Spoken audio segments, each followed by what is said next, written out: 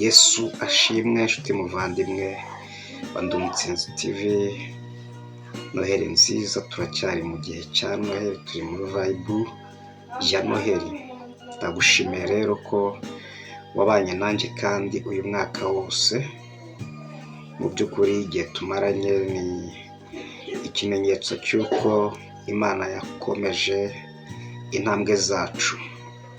Nyuma ndakwifuriza n'umwaka mushya muhire wa 2025, umwaka uzamurikirwe, uzitabweho kandi uzabeho mu buyobozi bw'umwuka cyane. Rero nkomeje kugushimira kandi ngushimira cyane. Uyu munsi rero ndashaka kugezaho kuvuga kwa Yesu ko kwagenze. Turacyari muri Pasika. Turacyari muri Noheli. Tugiye gusoma rero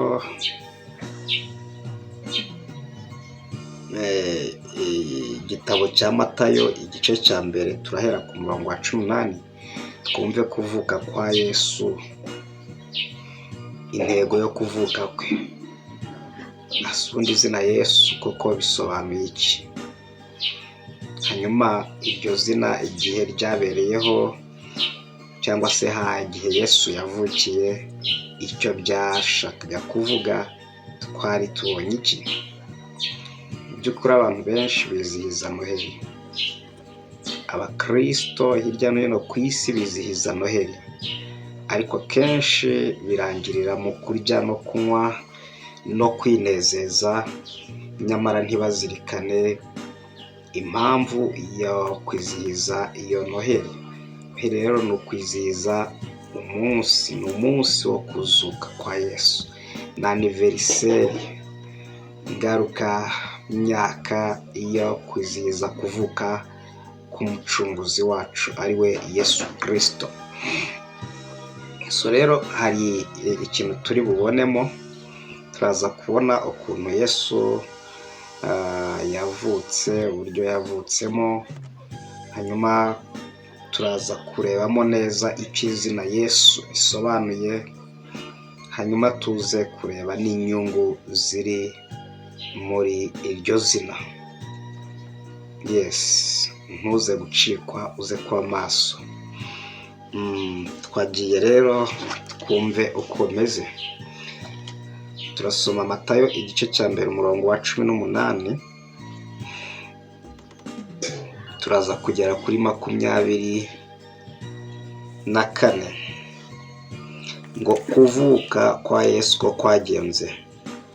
Kuvuka kwa Yesu kwagenze gutya: nyina Mariya yari yarasabwe na Yosefu, ariko yari ataramurongora, babona afite inda y'umwuka wera. Umugabo we Yosefu, kuko yari umukiranutsi kandi adashaka kumukoza isoni ku mugaragaro, yigira inama yo kumubenga rwihishwa.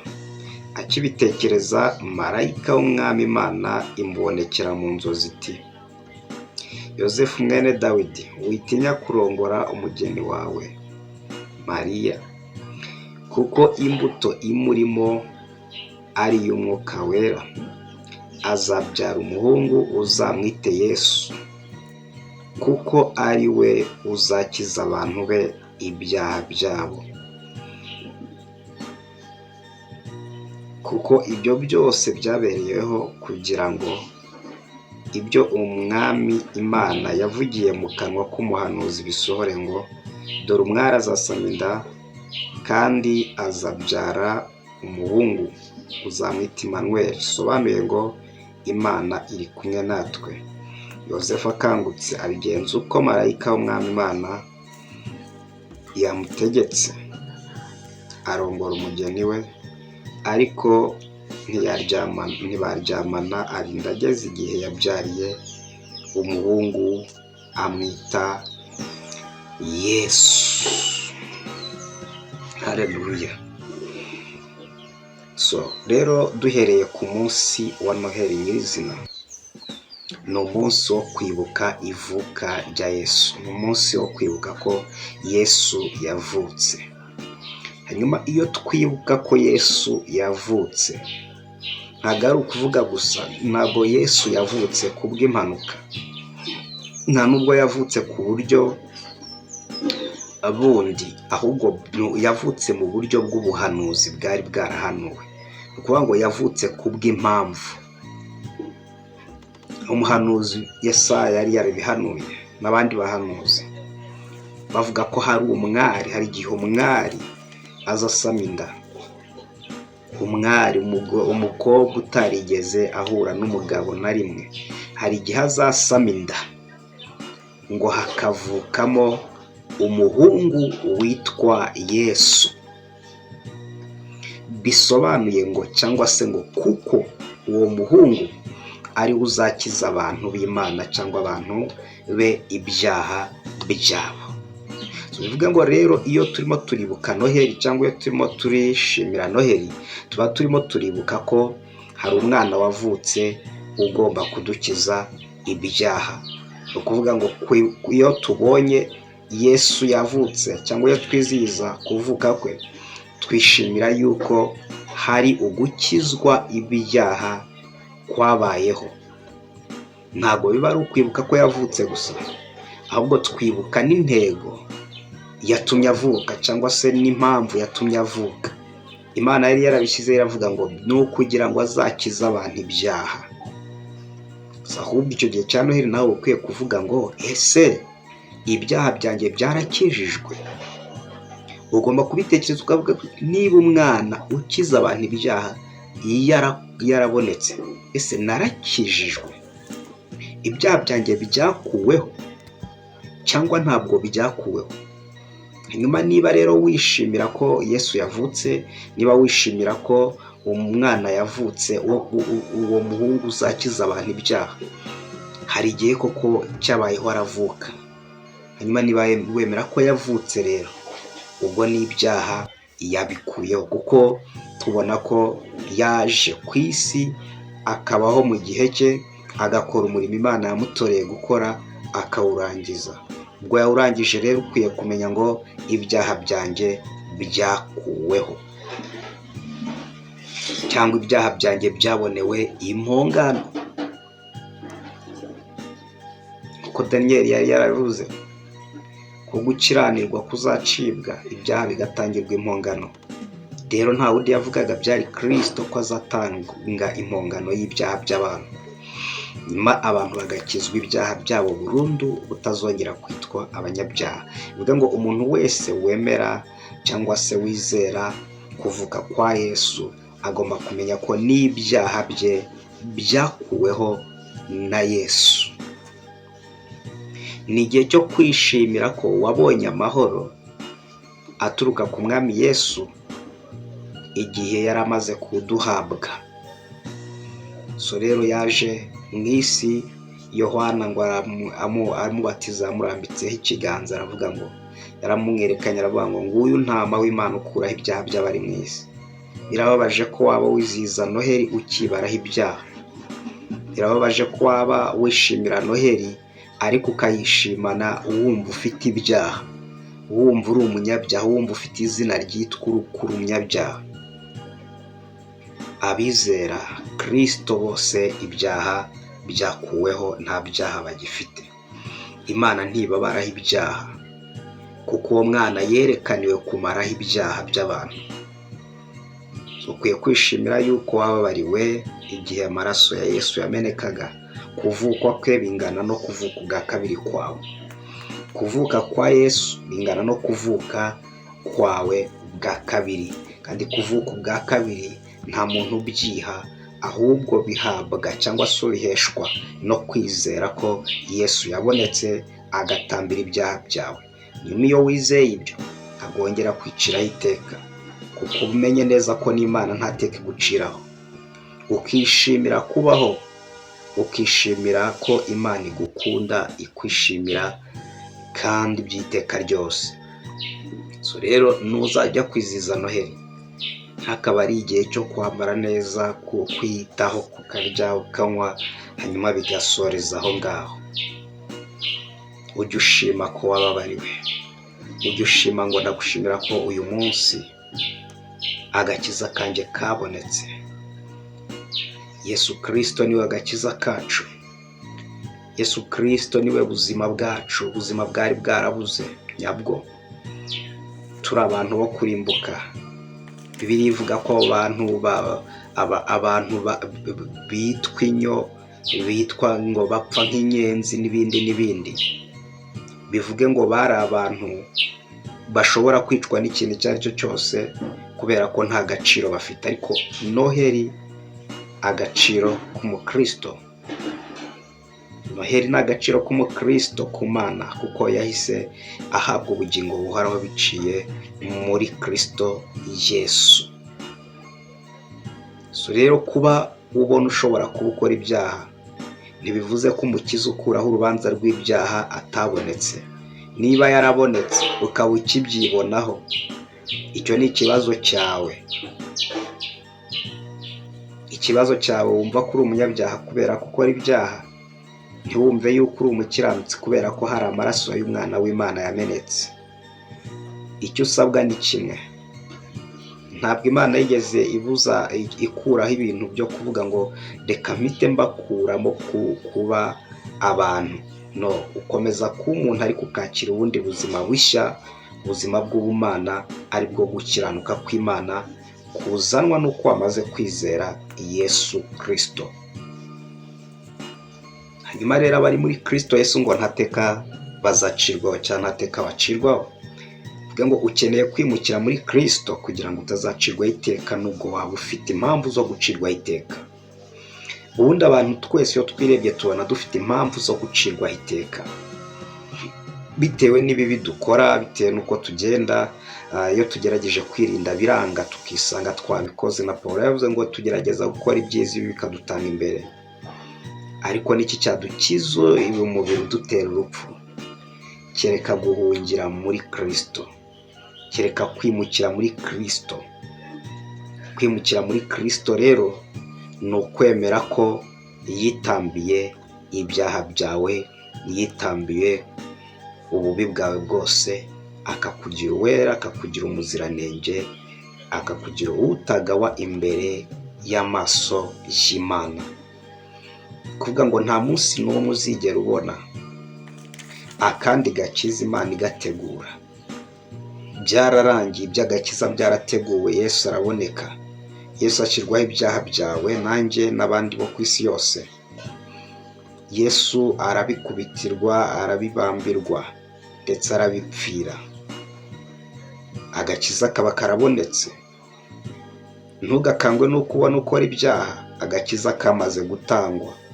Ntabwo uzarimbuka niba wizera Kristo. Agakiza karatanzwe, karabonetse. Ni Kristo umwana w'Imana, ntama w'Imana ukuraho ibyaha by'abari mu isi, yarabonetse. Ibyaha byawe byakuweho, nta byaha ugifite imbere y'Imana. Warakijijwe, warababariwe, uri umukiranutsi imbere y'Imana. Imana nikikwita. Nubwo waba wakoze ibisa nk'ibintu byatuma ucirwaho iteka, ntibivuze ko uzaricirwaho niba uri muri Kristo. Icyo usabwa ni ukwimuka, ni ukwimura aho uri, ni ukwiyimura aho uri. Wari muri Adamu wa mbere, umugabo washyirwaho gucirwaho iteka. Hanyuma ngwino muri Adamu wa kabiri, umugabo washyiriweho kubaho iteka, ndetse n'abo bari kumwe bose. Utese nakwinjira muri Kristo gute? Iyo wemeye ko yazize ibyaha byawe byose, ibyahashize, iby'uyu munsi ndetse n'iby'ahazaza, ukabyizera, ukareka kongera kujya wirirwa urira Imana ngo mbabarira ibyaha byanjye, ukareka kujya ukomeza wiciraho iteka,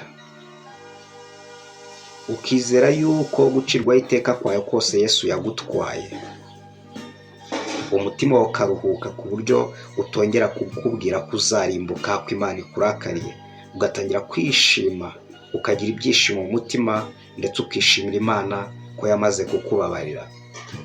Iyo bimeze gutyo, ubuvutsi bwa kabiri, ntabwo wongera gutinya kuzarimbuka, kuko Kristo ni umwishingizi wawe n'umwavoka wawe. Ahora akuvuganira ku Mana avuga ngo nuko ntabwo azarimbuka. hari indi bivuga ngo Uwiteka umucamanza yambonye amaraso ntacira urubanza rubi anyita ukiranuka. Ntacira urubanza rubi bivuga ngo yarakwiye gucirwaho urubanza rubi ugereranyije n'uko ameze nabi rwose, yakabaye acirwa urubanza rubi. Ariko impamvu acirwa urubanza rubi, adacirwa urubanza rubi n'Uwiteka, ntabwo ari uko atakoze ibibi, ahubwo ni uko hari amaraso amuriho. Indaya Rahabu, amateka yayo murayazi, yari indaya rwose, indaya izwi mu gihugu. Ariko Abisirayeli bagiye gufata Kanani, barayibwiye ngo uzamanike agashumi gatukura kuri iri dirisha, bizaba ikimenyetso cy'uko udakwiriye kurimbuka, cyangwa inzu yawe idakwiriye kurimbuka ngo irimburanwe n'abandi. Hanyuma igihugu cyose cyararimbuwe, ariko iyo nzu yo irasigara. Rero bivuge ngo ntiyari mwiza, si uko atarakwiye kurimbuka, ahubwo hari ubuntu yagiriwe, abwirwa ibanga, agirwa inama yo kumanika ku gashumi gatukura kavuga ngo iyi nzu ntikorwaho, abari muri iyi nzu ntibakorwaho. Kuvuga ngo uwo munsi abo Rahabu yagiriye inama akababwira ngo iyi nzu yanjye nta muntu uzayirimbura, mwese nimuze turarane muri iyi nzu, igihe cyo kurimbuka ntibarimbura abandi. Rwose abantu bose barakize, baba ari abari baje gusambana nawe, baba ari abaje guhungira iwe, rwose pfa kuba inzu yari yayishyizeho ako gatambaro byari bihagije. Rero nawe hari amaraso ya Kristo yamenetse, ukeneye gutunga icyo kimenyetso cy'amaraso, hanyuma haza igihe cyo kurimbuka bikazarangira utarimbutse. Ntabwo usabwa ibintu byinshi. Ntabwo Rahabu bariya batasi bamubwiye ngo rero ngo ntuzongere gusambana niba ushaka ko tutazarimbuka, utazarimburanwa n'abandi bo muri iki gihugu. No, baramubwiye ngo imanikira agashumi hano gusa. Ntabwo yahagaritse umwuga we, yarakomeje arawukora. Abo yashatse gukiza n'abagira inama bakaza mu nzu ye bose barakize. Nyuma nanjye ndakugira inama ngo ngwino muri Kristo, ngwino ube muri Kristo.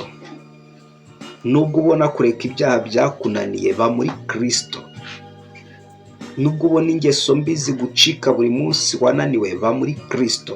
Ntabwo uzacirwa iteka, kuko Kristo niwe watwishingiye, wishingiye abantu bose. Hanyuma uwo mujeho wemeye ko yamwishingiye akamuzaho, ntabwo azongera gucirwaho iteka ukundi. Ineza y'Imana izahora kuri we, ubuntu bwawe buzaguma kuri we, azagumana favor y'Imana, rwose azahabwa umugisha kubera ko ari muri Kristo. Nubwo ari mubi, nubwo atari mwiza, nubwo rwose asa n'ugomba kurimbuka, ariko ntabwo azarimbuka kuko ari muri Kristo. Nawe ukeneye kumanika ku kagozi gatukura, ariyo maraso ya Kristo.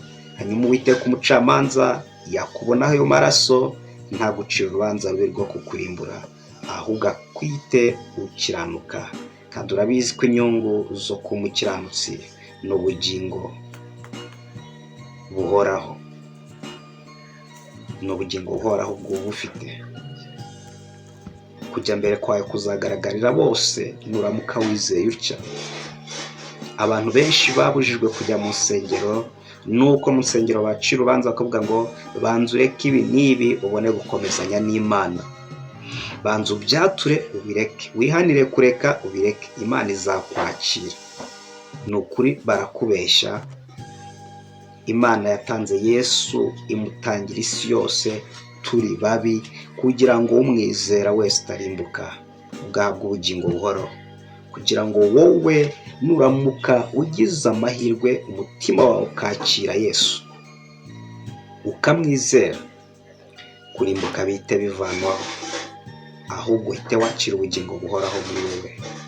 Bikubuza amahirwe yo kwakira Kristo, kuko byararangiye, yakuyeho ibyaha byawe.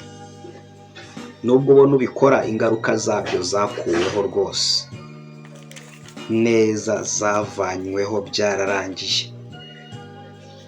mu myaka 2000 ishize Yesu yaragupfiriye. So rero uzahita uhabwa ubukiranutsi n'ubundi busanzwe buhari, aho gutarabumenya. Uzahomoka amaso wakire imigisha izanwa no kwizera Yesu.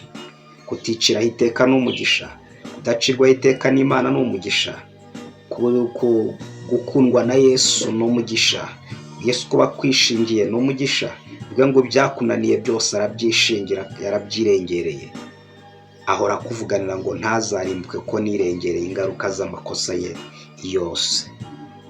Ubuntu bw'Imana bukubeho rero, wowe ubaye umukiranutsi wumvisha inyigisho, nta kabuza tuzahurira mu ijuru kandi uzabaho ubuzima bwiza no muri iyi si. Nta kizakubasha, nta kizakubita hasi. Kristo ni umwishingizi wacu. Noheri yacu, kuba abana b'Imana kwacu, kuvuka ubwa kabiri kwacu, tugahindurirwa amateka. Nubwo Imana bukubeho, umwaka mushya muhire. Tuzasubira n'indi video. Murakoze cyane.